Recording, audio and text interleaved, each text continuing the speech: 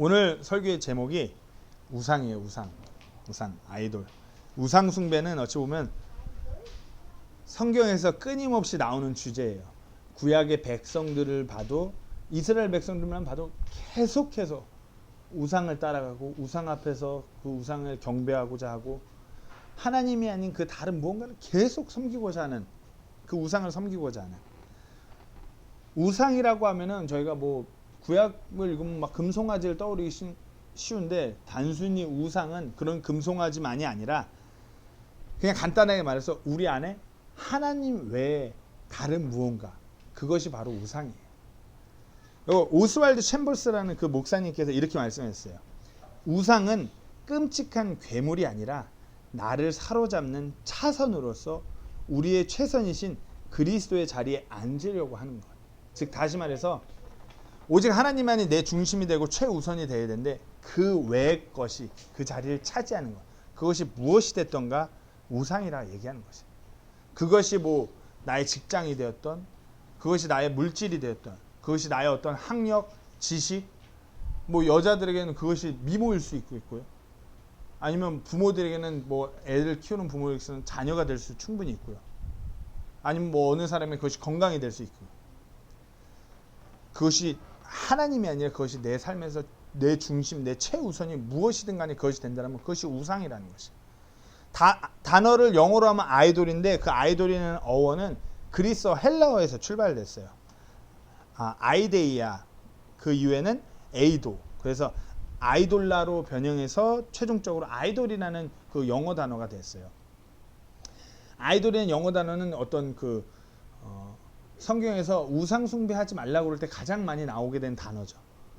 우상이라는 이 단어가 근데 이제 그 우상 숭배 말고 다르게 쓰이기 시작한 게 있는데 1940년대 영화 배우 겸 가수인 미국의 한 그런 배우가 폭발적인 인기를 받으면서 사람들이 막 그 사람을 막 너무 과하게 막 연예인한테 막 이러기 시작하는 거를 이 사람은 꼭 아이돌 같이 사람들이 막 그러네. 그러면서 그런 단어가 사람한테 아이돌이라는 게 쓰이기 시작하여서 이제 한국의 그 H.O.T, 뭐 제키, 핑클 뭐 이런 그 그룹이 나왔을 때 젊은 친구들이 마치 뭐 신을 숭배하듯이 삶의 목적과 모든 것이 그 그룹한테 맞춰진다고 그래서 아이돌 그룹. 그리고 미국에서는 함부로 하나님 외에 다른 것에 인간한테 그 단어를 쓰이는 게 영어권에서는 아무래도 기독교 문화니까 아무래도 그렇게 쓰이지 않았는데 한국에서, 동양에서, 일본과 한국에서 그런 티네이저 그룹이 나오기 시작하면서 아이돌이란 단어가 이제 어찌 보면 콩글리시죠. 그렇게 쓰이기 시작해요. 왜? 그때 그 10대들은 책받침도 H.O.T, 노트 표지도 H.O.T, 가방도 H.O.T, 막 그런 뭐 캔디 부를 때 뭐 그런 가방 있잖아요. 그거, 액세서리 장갑도 그거, 뭐 모든 그게 막 그렇게 되니까 그것만 생각하니까 그래서 아이돌이라 불렸거든요. 저도 막 10대 때 무슨 학원 다닐 때 학원 앞에서 그 칠판 앞에서 친구랑 막 그런 얘기 있어요. H.O.T 누구 연예인, 나는 별로 잘생긴 거 모르겠는데 사람들 왜 이렇게 막 잘생겼다고 그랬는데 갑자기 칠판 앞에서 얘기하는데 저 뒤에 맨 끝에 뒷문에서 갑자기 이런 영어 사전 같은 게 하나가 날라오는 거야. 야, 네가 뭔데 우리 오빠에 대해서 막말해, 막 이러는. 진짜. 아니 그냥 내 옆에 있는 애랑 그냥 흘러가는 말로 그렇게 했다가 진짜 이런 사전, 우리 때는 영어 사전 주로 썼으니 이거 날라오는데 와 진짜. 우상, 어찌 보면 그와 같은 친구들한테는 그 연예인 누가 완전 우상인 거죠. 뭐 우리는 물론 그런 그룹이 우리는 관심도 없어요. 근데 우리 삶을 잘 관찰해 보면 우리 안에도 하나님 외에 그 무언가가 우리 삶의 중심으로 자리 잡고 있다는 것이. 우리도 모르는 사이에 그 어떤 무언가가 내가 사랑하는 주님을 밀어버리고 내 중심에서 자리를 잡는다는 것이. 그러면서 그 하나님 외에 그 무언가를 붙잡고자 그 무언가만 바라보면서 달려가는 삶을 살아요. 근데 그런 삶을 살아가다 보면 우리 삶에 오는 것이 뭐냐면 결국 낙심하게 된다. 좌절하게 된다. 왜? 인생에서 우리의 단 한 가지의 소망은 하나님인데 그 외의 것을 바라보면서 달려가다 보니까 소망 없는 그것을 바라보면서 달려가다 보니까 낙심할 수밖에 없는 거죠. 우리 안을 한번 생각해 보세요. 우리 안을 잘 들여다보면 우리 안의 중심에 하나님으로 꽉 차 있는가? 하나님이 최우선시 되고 있는가? 아니면 하나님이 아닌 다른 무언가를 간절히 원하며 매일같이 나아가고 있는가? 오직 내 안에 하나님이 중심으로 최우선이 돼서 나아가지 않고 있다면 내 안에 그 어떤 우상이라는 무언가가 자리 잡고 있다는 것이에요. 뿌리 내리고 있다는 것이에요. 오늘 본문은 하나님께서 아브라함을 시험하는 말씀이에요.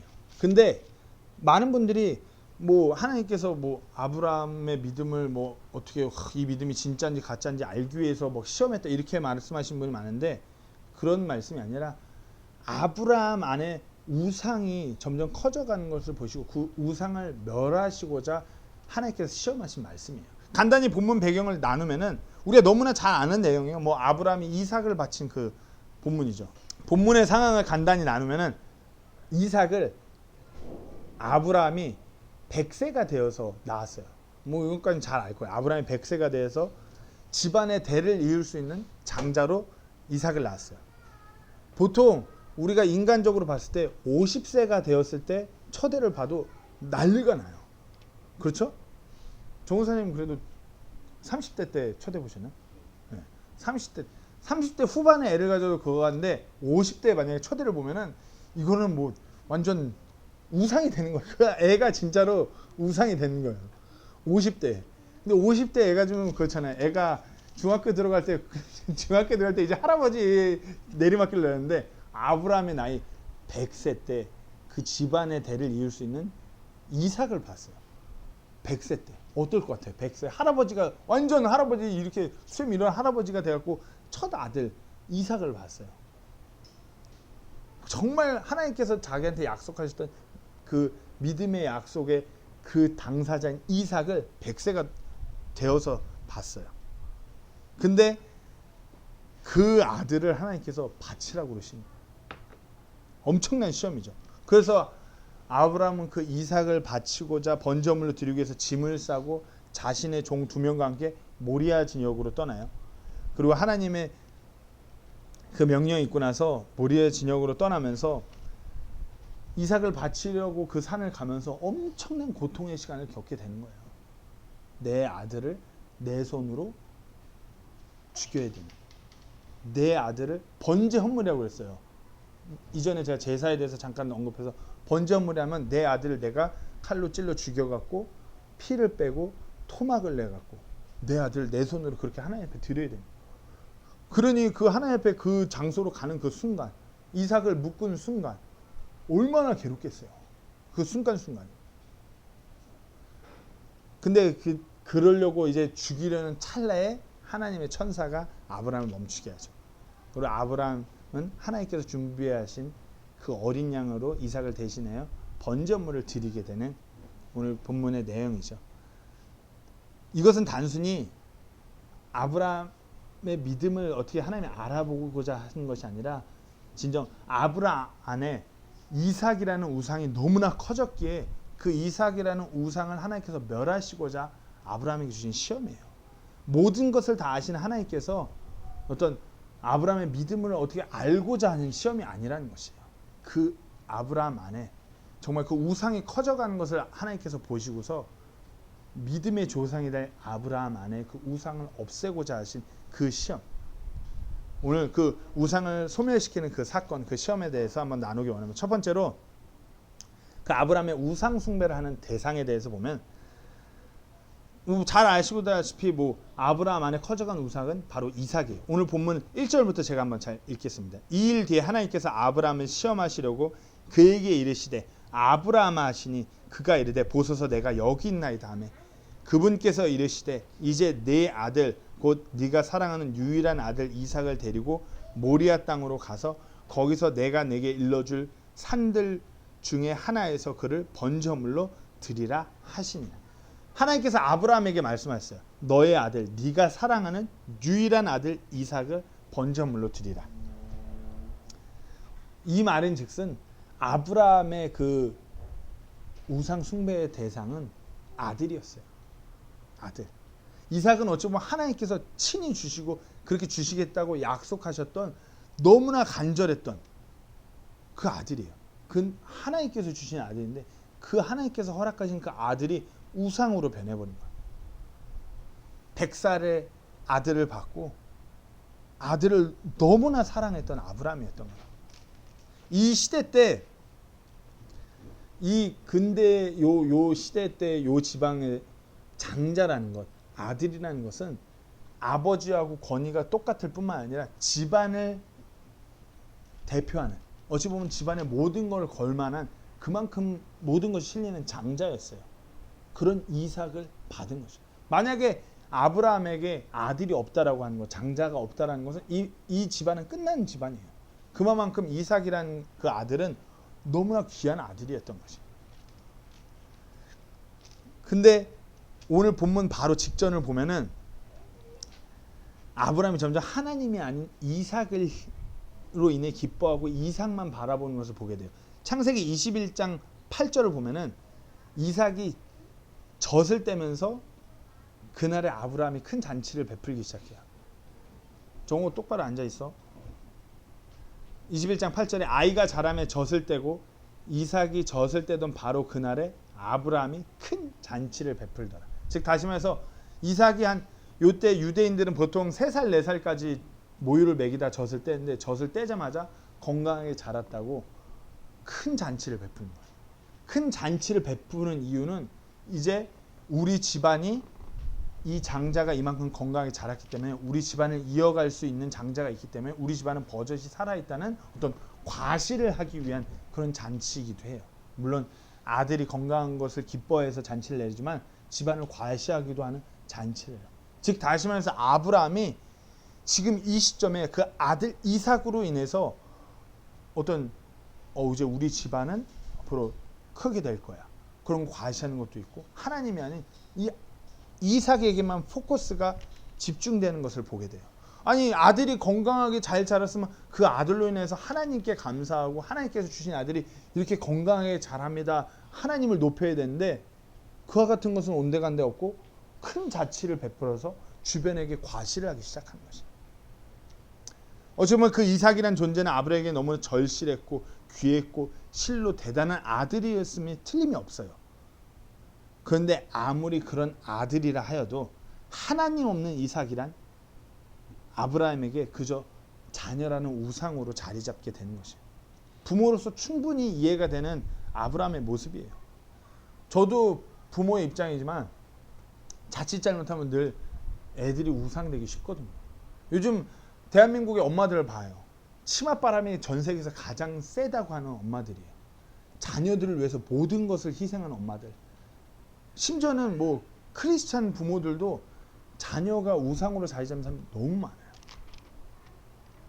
뭐 단편적인 예로 미국에 이민 오신 분들 중에 과반수 이상은 그 이민 온 이유가 자녀들에게 좀 더 좋은 환경, 좀 더 좋은 교육 수준을 좋은 환경에서 좋은 교육을 받고 자라게 하고자 이민 온 사람들이 엄청 많아요.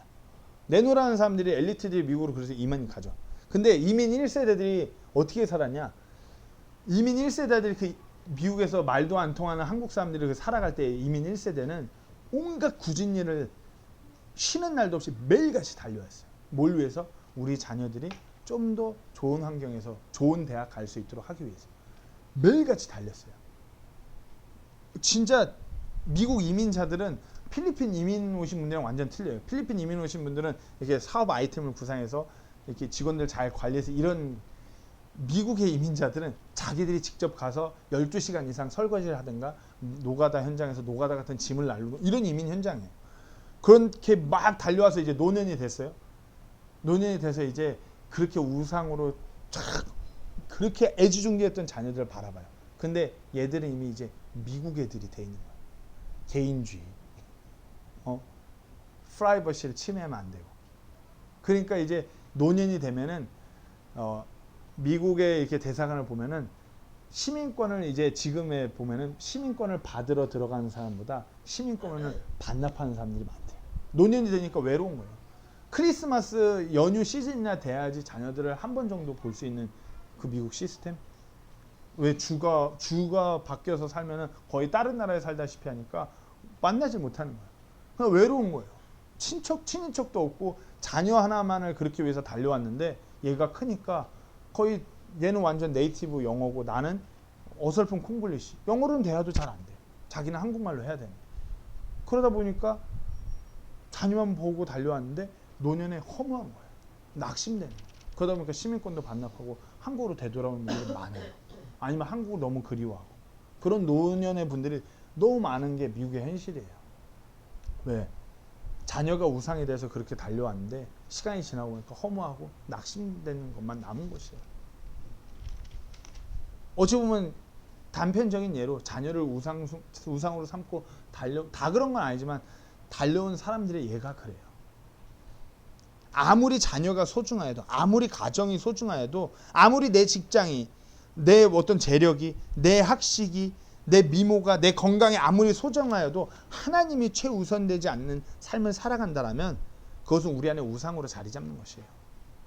아무리 그것에 헌신적으로 가해도 거기에는 만족도 없고 조금만 틀어지거나 내리막을 가면은 정말 낙심되고 좌절하게 되는 것이에요. 가정을 위한, 자녀를 위한 내 헌신, 직장을 위했던 내 노력, 사업을 위한 내 노력 뒤에 그저 허무함과 낙심만 찾아오게 되는 것이에요. 왜요? 그것이 우상으로 자리 잡고 우리 우상 숭배를 하며 달려왔기 때문이에요. 우리 자신을 돌아보면서 내가 그렇게 열심히 살아가는데 내 삶에 가장 중요한 것이 무엇인지 생각해 보셔야 돼요. 배우자, 가족, 자녀, 돈, 물질, 직장, 학력, 지실, 여자들에겐 미모 아니면 건강, 물론 이런 거 중요해요. 정말 중요해요.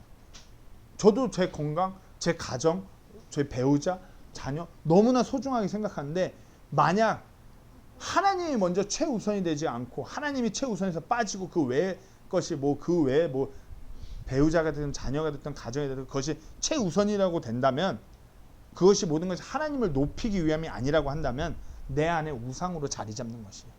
내 삶은 어느 순간 하나님이 아니라 우상을 숭배하면서 살아가고 있는 것이에요.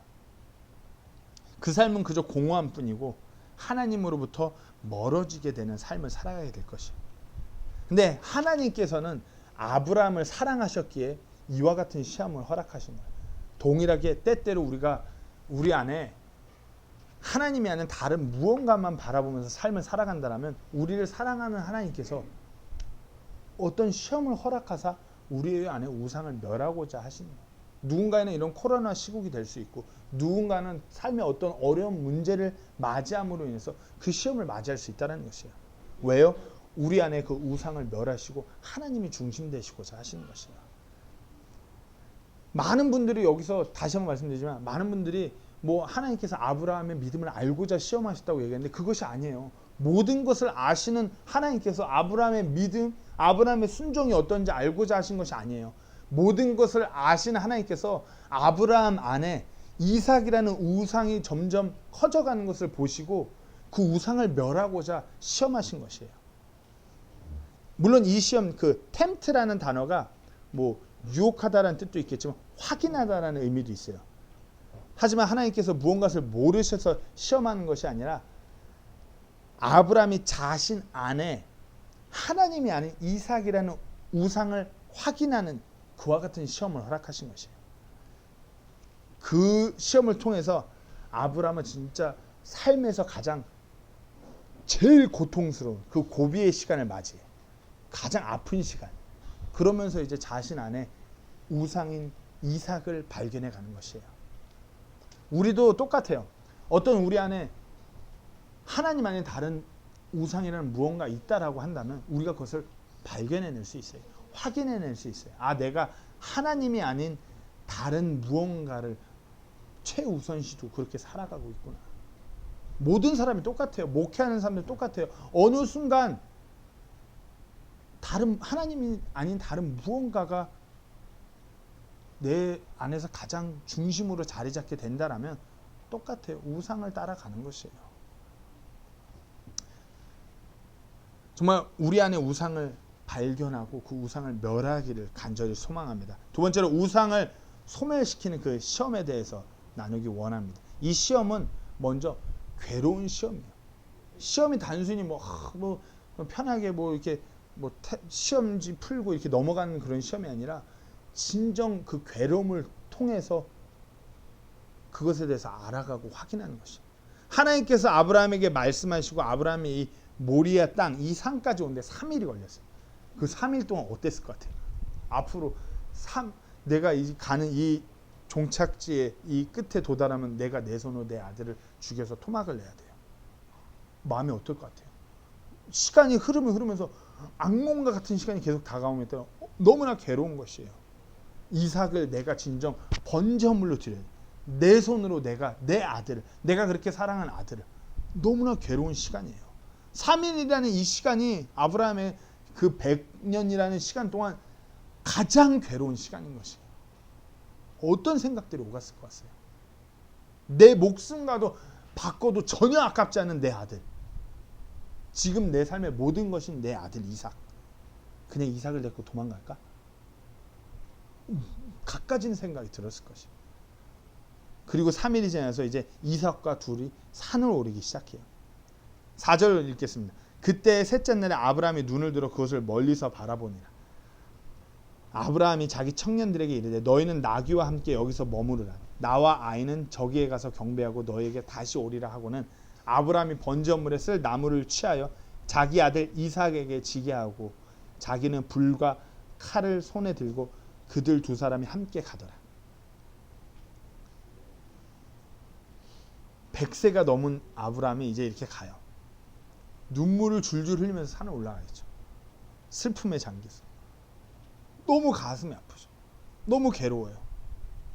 이제 내 손으로 죽여야 되는데, 내 손으로 토막을 내야 되는데, 이제 내 손에 이제 이삭의 피가 내 온몸에 범벅이 될 걸 생각하니 너무나 괴로운 것이죠.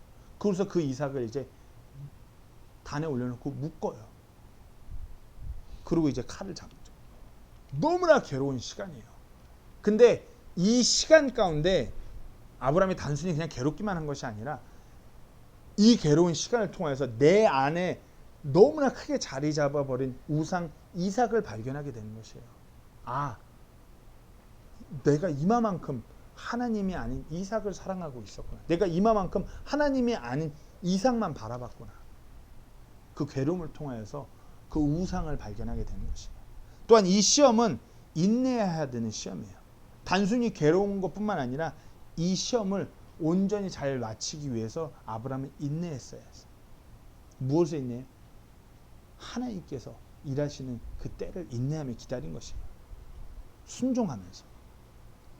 아브라함에게 하나님께서 이삭을 번제물로 바치라고 그렇게 얘기했을 때 별로 아브라함이 받아들일 때 이상할 것이 없었어요. 이때 이 지역의 이 지역 사람들이 섬기는 그 고대의 신들은 특히 다산을 주는 그런 신은 아이를 인신제물로 바치게 했었거든요. 때문에 아브라함에게 아브라함이 이때 우리처럼 뭐 성경이 뭐 구약 성경이 다 신약 성경이 다 있어서 하나님께서 그런 아이를 제물로 바치는 것을 경멸하는 것을 아는 그게 아니라 그저 아브라함은 한 번 자기에게 나타나서 하나님이 계시해 주시고 하나님 말씀하시고 그걸 따라 이렇게 왔던 아브라함이기 때문에 그렇게 하나님에 대한 지식이 방대하지 않기 때문에 그런 아이를 제물로 바치라는 것에서 하나님도 다산을 위해서 나에게 이렇게 말씀하시면 그냥 순종하는 것이에요. 그렇게 출발했던 것이에요. 근데 이제 그렇게 가면서 점점 이제 인내해야 되는 때가 다가오는 거죠. 뭐 좀 더 구체적으로 얘기하면은 뭐 북아프리카 식민지 카타르고 문헌에서는 다산을 위해 아이들을 바치는 것이 아주 확실하게 묘사되어 있어요. 때문에 신명기와 레위기에서 율법으로 이런 관행들을 철저하게 금지했던 것이에요. 왜? 이 지역에서 너무 그런 것이 너무 이렇게 아무렇지도 않게 관행으로 신에게 아이를 죽여서 바치는 것이 그렇게 됐기 때문에. 근데 이것에는 이들의 그런 다산을 위한 물질 풍요를 위한 욕심이 얼마나 컸는가도 보게 돼요. 때문에 아브라함이 이것에 대해서 아무렇지도 않게 순종했다라는 것이 그와 같은 욕심도 아브라함 안에 있었음을 우리가 보게 되는 거죠. 자, 다시 돌아와서 아브라함이 그렇게 하면서 이제 나아가요. 근데 아브라함이 다른 이들과 틀렸던 것은 아브라함이 아무리 이삭이 자신 안에 우상으로 자리 잡고 가지만 하나님에 대한 믿음이 있는 아브라함이었어요. 로마서 4장 17절에는 아브라함이 이때 어떤 믿음을 갖고 있었는지 분명히 얘기해줘. 그가 믿은 하나님은 죽은 자들을 살리시며 없는 그것들을 마치 있었던 것처럼 부르시는 이신이라. 그 히브리서 11장에서 이렇게 말하고 있어요. 믿음으로 아브라함은 시험을 받을 때 이삭을 바쳤으니 곧 약속들을 받은 그가 자기의 독생자를 바쳤느냐. 이 아들에 관하여는 그분께서 전에 이르시되 이삭 안에서 네 씨가 부름을 받으리라 하셨느냐. 하나님께서 심지어 죽은 자들로부터 능히 그를 일으키실 줄로 생각하셨습니다. 뭐 아브라함이 하나님께서 이런 믿음이 있었지만 분명히 어떻게 뭐 이렇게 하겠다는 디테일한 그런 거 없었지만 그래도 하나님이 이런 분이시면 그렇게 내가 나아갈 수 있어. 인내하면서 나아가요. 근데 아무리 믿음이 있다 하여도 이 시험은 진정 인내할 수밖에 없던 시험이었어요. 왜요? 점점 때가 다가오고 이제 이삭도 다 묶었어요. 이제 칼을 잡고 죽여야 되는데 어떡하지? 너무나 괴로운 고통의 순간인 거죠. 분명 하나님이 그렇게 하실 수 있다라는 믿음이 있지만 그것을 행동으로 실천으로 옮기는 것에 대해서는 엄청난 인내를 필요로 한다는 것이에요. 그 인내의 순종을 필요로 하는 것이에요. 이제 내가 이 애를 죽여요. 피를 빼요. 토막을 내요. 이와 같은 순간이 다가오는데 어느 부모가 맨정신으로 있을 수 있어요. 엄청난 인내를 필요로 하는 거예요. 그 순간을 그 번제 제물로 드리는 그 모든 일련의 행동 하나하나를 자기가 직접 하고 있어요. 엄청난 인내를 필요로 하는 것이에요. 때로는 우리도 동일하게 우리 안에 우상을 멸하고자 하나님이 시험을 하실 때 너무나 괴롭지만 그 일들 그 시간 가운데 우리가 인내하면서 하나님의 얼굴을 바라봐야 하고 순종해야 된다는 것이에요. 아브라함은 이 시험을 인내로 견디면서 자신 안에 이삭이라는 우상을 분명하게 발견해야 돼요. 그 시간 괴로움 가운데서 자신 안에 얼마나 이삭이 가득 차 있었음을, 이삭을 주신 분도 하나님이시고 기르시는 분도 하나님이시고 궁극적으로 살리실 분도 하나님이신데 자기가 그 하나님을 까마득히 잊어버리고 있었음을 깨닫게 되는 것이에요. 이삭을 통해서 앞으로 모든 약속을 이루실 분도 하나님이라는 것, 아브라함이 놓치고 있던 것이에요. 분명 하나님이 없이는 내게 허락되지도 않았고 하나님이 없이는 이 이삭을 통해서 내 자손이 그게 번창하리라는 그 약속도 없는 것인데 이 이삭을 자기 안에 너무나 하나님 없이 우상으로 키웠던 것이에요. 너무나 괴롭고 고통스러운 시간이었지만 이 시험을 인내함으로 인해서 아브라함은 자신 안에 우상을 발견하고 멸할 수 있도록 그렇게 한 시간이었어요. 그것이 어찌 보면 하나님의 놀라운 은혜였던 것이에요. 하나님께서 만약 이 시험으로 아브라함에게 개입하지 않으셨더라면 아브라함은 이제 이삭이라는 우상이 엄청나게 거대해짐으로 인해서 아브라함을 삼켜버리는 거죠. 세상 그 무엇보다 이삭을 사랑하게 되고 이삭만 생각하다 결국 허무함에 빠지게 되고 낙심하게 되는 그런 아브라함의 모습이었을지도 몰라요. 하지만 하나님께서 아브라함 안에 우상이 커져가는 걸 보시고 그렇게 시험하셨어요. 어찌 보면 하나님께서 아브라함에게 그리하셨듯이 우리 안에서도 우리 안에 커져버린 그 우상을 발견하실 때 동일하게 우리를 시험에 빠뜨릴 수 있다는 것이에요. 그런 때가 분명히 있을 것이에요. 그 시험은 괴로울 것이고 그 시험 가운데서 하나님께서 우리에게 인내와 그런 순종을 요구하실 것이에요. 하지만 그 괴로운 시험을 인내함으로 순종으로 마무리 질 때 그럼에도 불구하고 우리가 계속 순종하며 인내하며 나아갈 때 우리 안에 우상이 놀라운 믿음으로 변할 수 있음을 명심하셔야 돼요. 때문에 우리 안에 어떤 너무나 괴로운 시험이 올 때 그 안에서도 기뻐할 수 있는 것이요. 야고보서 1장 2절에서 4절까지의 말씀입니다. 내 형제들아 너희가 여러 가지 시험에 빠질 때 그것을 다 기쁨으로 여기라. 너희 믿음의 단련이 인내를 이루는 줄 너희가 아느니라. 오직 인내를 완전히 이루라. 이것은 너희가 완전하고 완벽하여 아무것도 부족함이 없게 하려 함이라. 제가 야고보서 이때 이 사람들은 유대인들이라고 했어요. 흩어진 12지파들. 유대인들이 이때 흩어졌고 엄청난 시험에 빠지게 돼요. 하지만 그것을 그 시험에 빠져서 인내로 그 시험을 받는 그 믿음의 훈련을 기뻐하라고 그랬어요. 왜요? 너희를 완전하고 완벽하게 하는 하나님의 은혜이기 때문에 우리도 동일하게 너무 어려운 시간에 어려운 시험을 겪을지언정 기뻐하실 수 있어야 돼요. 이 시간을 통해서 내가 내 안에 어떤 우상을 발견하고 멸함으로 하나님께 더 나아갈 수 있구나. 자, 마지막으로 이 우상이 아닌 믿음으로 바뀌어가는 아브라함을 보게 돼요. 아브라함이 이 고통의 시험 가운데서 자신 안에 감히 하나님보다 커져버린 우상을 발견하게 돼요. 그리고 그것을 멸하게 되죠. 그러면서 그 안에 하나님이 자리 잡으면서 놀라운 변화를 가져오게 되죠. 놀라운 변화라는 아브라함의 그 믿음이 더욱더 굳건해지는 것이죠. 오늘 보면 11절 12절을 읽으면 주의 천사가 하늘에서부터 그를 불러 이르시되 아브라함아 아브라함아 하므로 그가 이르되 내가 여기 있나이다 하매 그가 이르되 네 손을 그 아이에게 대지 말라. 너는 아무 일도 그에게 하지 말라. 네가 네 아들 곧 내 유일한 아들을 내게 아끼지 아니하였으므로 내가 하나님을 두려워하는 줄 내가 이제 아노라 하니라. 하나님이 이때 아브라함에 이렇게 말하죠. 하나님을 두려워하는 줄 내가 이제 아노라. 하나님이 이때 이것을 인간적으로 생각하면 안 돼요. 아, 하나님이 아브라함의 믿음이 이런 줄 모르시고 하다. 아, 이제 이렇게 되니까 이렇게 하니까 하나님 이제 알았구나. 이게 아니라 이제 아브라함 안에 그 이삭이라는 우상이 없어지고 하나님으로 꽉 찼다라는 걸 하나님이 이제 아신 거예요. 이제 보시는 거예요. 왜? 아브라함이 그 우상을 멸했기 때문에. 모든 것을 아시는 분께서 모르셔서 이때 알게 된 게 아니라 모든 것을 아시는 분이기에 아브라함 안에 그 놀라운 변화를 지금 이제 보시는 거예요. 그리고 말씀하시는 거예요. 이때 아브라함 안에 그 우상이 사라지고 하나님을 향한 믿음이 자리 잡아가는 걸 보시는 것이에요. 이 믿음은 무슨 믿음이에요? 하나님만 높이는 그 믿음인 것이에요. 하나님께서 미리 준비한 그 양으로 이제 헌물을 드리고 하나님을 찬양하는 아브라함을 보게 돼요.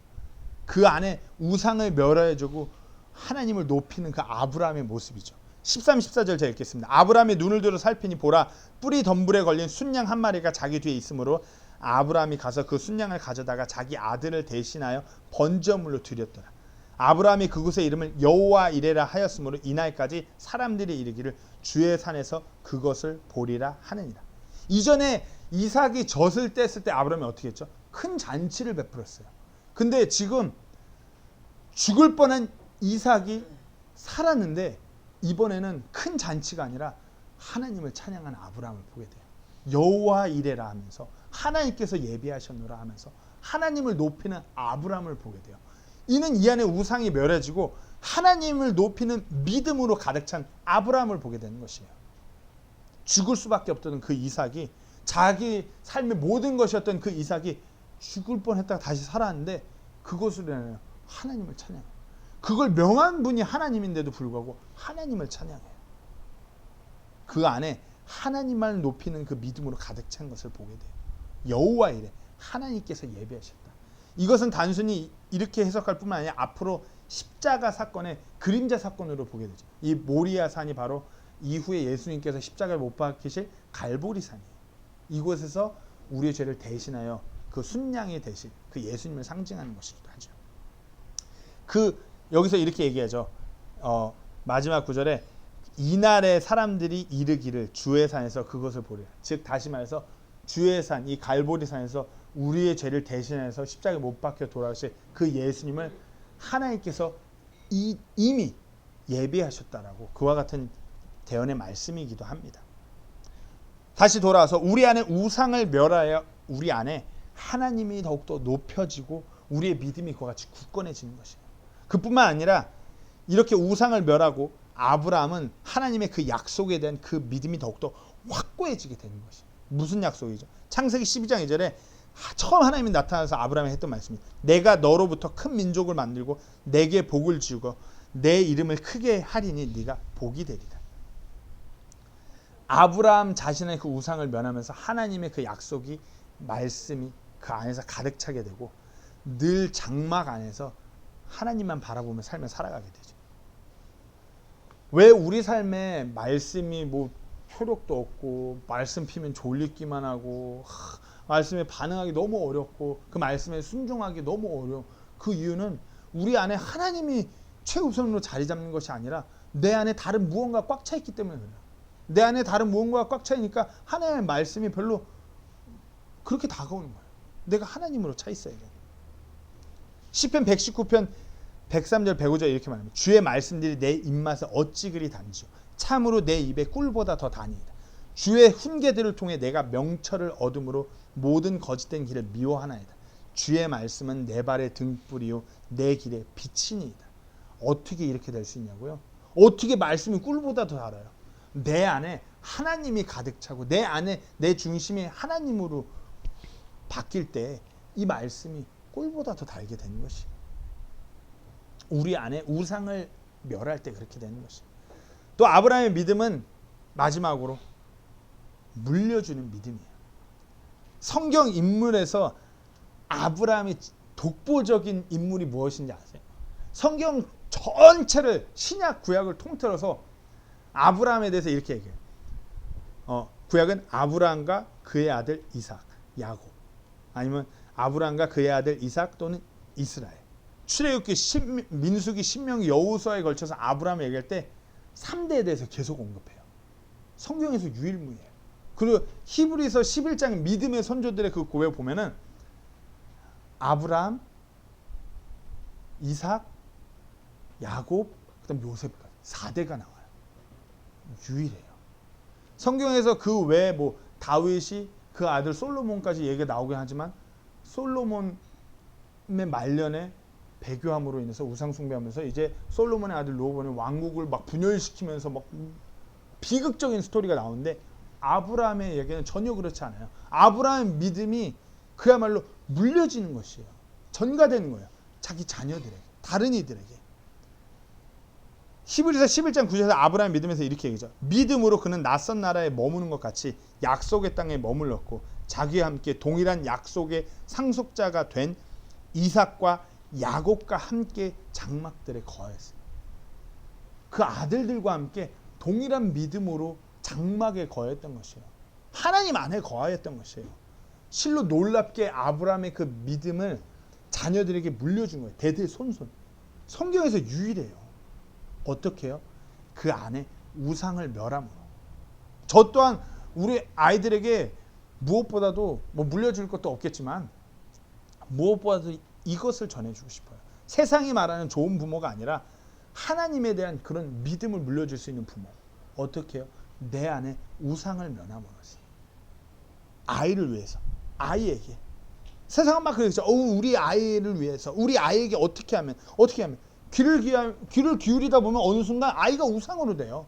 내 삶의 모든 포커스가 아이한테 가는 거예요.